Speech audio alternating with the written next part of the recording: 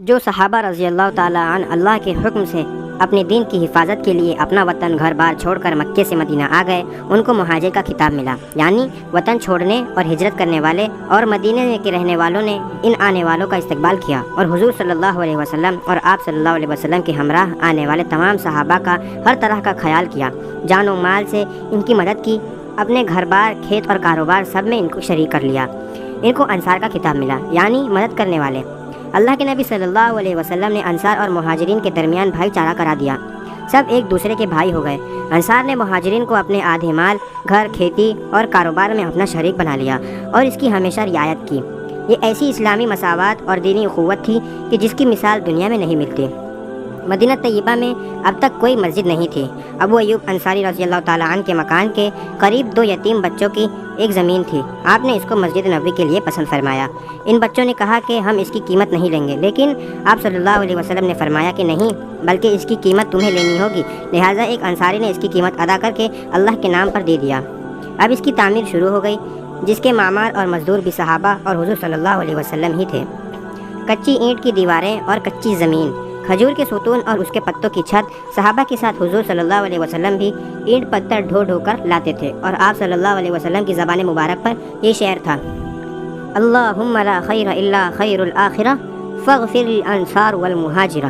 اے اللہ، خیر اور بھلائی تو آخرت ہی کی ہے، انصار اور مہاجرین کی تو مغفرت فرما دے۔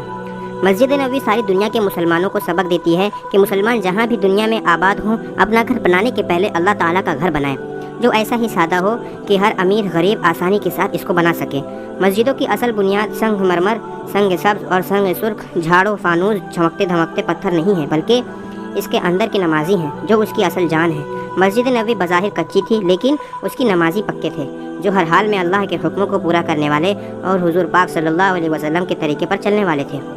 اس مسجد میں ایک صفہ یعنی چبوترا تھا۔ یہاں وہ صحابہ مقیم رہتے جن کا کوئی گھر یا کاروبار نہیں تھا، بلکہ دین کا علم سیکھتے، حضور صلی اللہ علیہ وسلم کی حدیث کو یاد کرتے اور قرآن پاک سیکھتے، اور پھر آنے والوں کو سکھلاتے اور بتلاتے، اور پھر اس پیغام کی تبلیغ کے لیے باہر بھی جماعتیں بنا کر بھیجے جاتے۔ ان پڑھنے والوں میں نامور صحابی ابو ہریرہ رضی اللہ تعالیٰ عنہ بھی ہیں، جنہوں نے سب سے زیادہ حدیث حضور صلی اللہ علیہ وسلم سے یاد کر کے امت تک پہنچائی ہے۔ اس چبوترے پر رہنے والے صحابہ کو اصحاب صفہ کہتے ہیں۔ پھر آپ صلی اللہ علیہ وسلم نے مسجد کے قریب کچھ حجرے بنوائے اور بیوی بچوں کو مکے سے بلوا لیا۔ ایک حجرے میں حضرت فاطمہ اور آپ کی بیوی حضرت سودا نے قیام فرمایا، اور حضرت عائشہ سے آپ کا نکاح مکے میں ہو چکا تھا۔ یہاں آ کر اپنے گھر سے رخصت ہو کر آپ صلی اللہ علیہ وسلم کے گھر میں تشریف لائیں، جن کا حجرہ مسجد کے اگلے حصے میں تھا۔ یہ مکانات بھی بالکل سادہ اور کچے تھے، جن میں نہ آنگن نہ صحن تھا، بلکہ صرف کھجور کے پتوں سے بنا ہوا اتنا بڑا کمرہ تھا کہ بمشکل 2 آدمی رہ سکے۔ چھت بالکل نیچی، زمین بالکل کچی، جس پر کھجور کی چٹائی بچھی ہوئی رہتی تھی۔ یہ اس ذات عالی کا مکان تھا جس کے طفیل میں اللہ تعالیٰ نے 2 جہاں کی نعمتیں پیدا فرمائیں۔ اب اللہ تعالیٰ کی رحمت اور مہربانی سے مدینے میں مسلمانوں کو کچھ سکون ملا، وہ امن اور سکون کے ساتھ رہنے لگے۔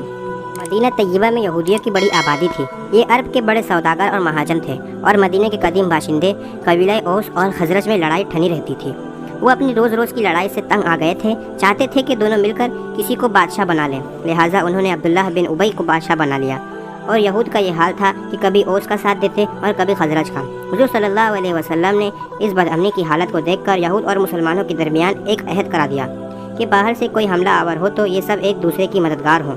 چنانچہ آپ صلی اللہ علیہ وسلم نے اپنی دور اندیشی اور انتہائی سمجھداری سے ایسی شرطوں پر صلح کرائی جس سے میں ان کے مذہب کی بھی آزادی ہو اور مسلمان بھی امن اور سکون سے رہیں۔